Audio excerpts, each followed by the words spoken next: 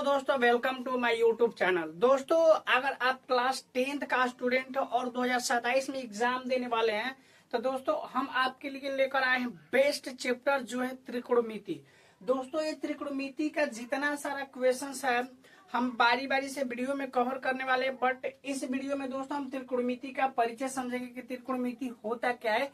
तो आइए हम बिना देर किए वीडियो को स्टार्ट करते हैं। देखिए सबसे पहले क्या है कि त्रिकोणमिति, यहाँ पे देख सकते हैं दोस्तों त्रिकोणमिति, और त्रिकोणमिति का अर्थ हम समझेंगे कि क्या क्या होता है। देखिए यहाँ पे त्रि का लिखा है तो त्रि का मतलब होता है तीन। क्या होता है दोस्त? तो त्रि का मतलब होता है तीन। और कोण, कोण का मतलब होता है कोण होता है, यानी कि कोण हम समझाएंगे कि क्या होता है। तो कोण का मतलब कोण समझिए आप। और मिति का मतलब होता है भुजा। मिति का मतलब क्या होता है? भुजा। यानी त्रिकोणमिति का अर्थ क्या हुआ कि तीन कोण और तीन भुजा, यानी कि किसी भी त्रिभुज में, यानी समकोण त्रिभुज में, क्योंकि हम लोग को त्रिकोणमिति में कौन सा त्रिभुज पढ़ना है दोस्त? आपको याद रखना है कि हमको समकोण त्रिभुज ही पढ़ना है। त्रिकोणमिति में क्या पढ़ना है? समकोण त्रिभुज, यानी जो त्रिभुज होगा वो समकोण होना चाहिए। देखिए हम यहाँ पे दो त्रिभुज बना लिए हैं, ये दोनों समकोण त्रिभुज है। यानी समकोण त्रिभुज उसे कहते हैं जिसका यह एक कोण, यानी कि एक कोण का डिग्री का होना चाहिए, तो 90 डिग्री का। देख सकते हैं कि हम दोनों त्रिभुज बनाए हैं। यहाँ पे इसको मिटा देते हैं। यहाँ पे देखिए दोनों त्रिभुज बनाए हैं और दोनों में देखिए यहाँ पे बी जो कोण है यहाँ पे भी 90 डिग्री बन रहा है और यहाँ पे भी 90 डिग्री बन रहा है। समझते हैं इस बात को कि देखिए समकोण त्रिभुज में होता क्या है। तो सबसे बड़ी भुजा जो AC है, ये सबसे बड़ी है इस त्रिभुज में, तो इसको हम कर्ण बोलते हैं। क्या बोलते हैं? कर्ण। और जब यहाँ पे देखिए AC को कर्ण बोलते हैं, तो इस यहाँ पे अगर C से हम कोण लेंगे तो AB को हम लंब बोलेंगे। क्या बोलेंगे? लंब। और नीचे वाले को हम क्या बोलते हैं? तो आधार बोलते हैं। आई होप कि आपको इतना समझ में आया है कि हम किसको क्या बोलते हैं। त्रिभुज में यहाँ पे देखिए ए वो सबसे बड़ी भुजा को कर्ण बोला जाता है। सी से अगर हम एंगल को लेते हैं, कोण को, तो ए वाला हमारा लंब हो जाएगा AB, और नीचे वाला हमारा आधार हो जाएगा। उसी तरह इसमें देखिए अब इस बार अलग किए हम। सबसे बड़ी भुजा को तो हम कर्ण बोलते हैं, इसमें तो कोई डाउट नहीं है। यहाँ पे कर्ण हो जाएगा। AC आपका क्या है? कर्ण। अगर देखिए कोण हम इस बार इसमें C से लिए था, तो इसमें A से लेंगे, कोण A से, तो हमारा लंब नीचे वाला भुजा हो जाएगा, यानी कि BC हमारा लंब हो जाएगा, और जो बचेगा वो हमारा क्या हो जाएगा? तो आधार हो जाएगा। तो आई होप कि आपको समझ में आया है कि त्रिभुज, समकोण त्रिभुज में किस भुजा को लंब बोलते हैं, किसको आधार बोलते हैं। एक बार और समझाते हैं इसको। देखिए यहाँ पे हम त्रिभुज बनाते हैं, यहाँ पे क्या बनाते हैं? त्रिभुज है, समकोण त्रिभुज। और यहाँ पे हम समकोण त्रिभुज में नाम देते हैं ABC, नाम देते हैं। देखिए होगा क्या कि इसमें सबसे बड़ी भुजा, यानी कि सबसे बड़ी जो हमारा भुजा है यहाँ पे, तो इसको तो हम कर्ण बोलेंगे, इसमें नो डाउट।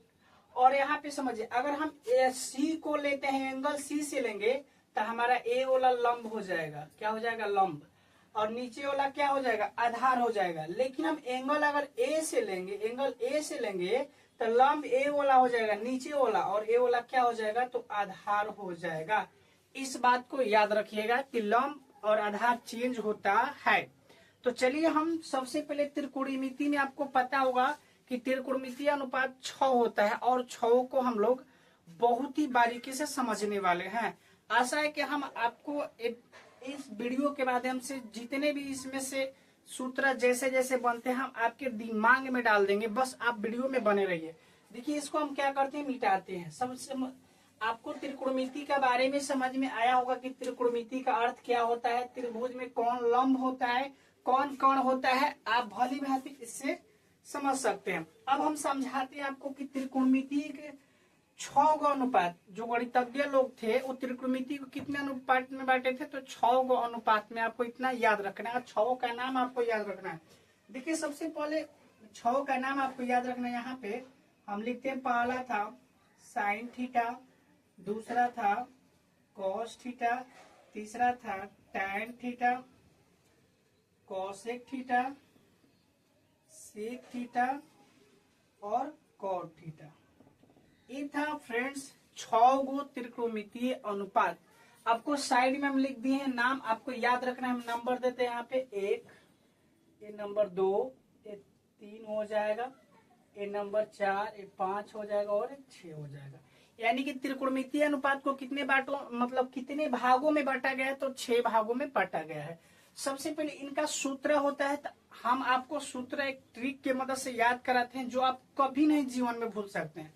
देखिए सबसे पहले इनका सूत्र याद करने का ट्रिक क्या है वो समझते हैं। तो आपको थोड़ा सा हम क्या करते हैं फ्रेंड्स, यहाँ पे हम इसको मिटा सकते हैं। चलिए इसको हम मिटा लेते हैं। इसको हम क्या करते हैं, थोड़ा मिटा देते हैं और यहाँ पे इसका ट्रिक लिखते हैं। क्या लिखते हैं हम, इसका ट्रिक याद करने का। तो देखिए हमारा ट्रिक क्या है, सबसे पहले हम ट्रिक समझेंगे कि हमारा ट्रिक क्या है। तो ट्रिक हमारा है दोस्तों लाल बट्टा काका, लाल बट्टा काका, ये ट्रिक है। इन सूत्रों को याद करने का ये ट्रिक है, लाल बट्टा में काका। देखिए लाल काका को हम क्या समझेंगे, यहाँ पे समझिए, एल को हम समझेंगे लंब, यहाँ पे लिख देते हैं। यहाँ पे समझिए एल को हम लंब सूचित करेंगे और के माने कौन सूचित करेंगे, ये अपनी भाषा में दोस्त। और ए यानी कि ए मतलब आधार करेंगे, समझिए बात को।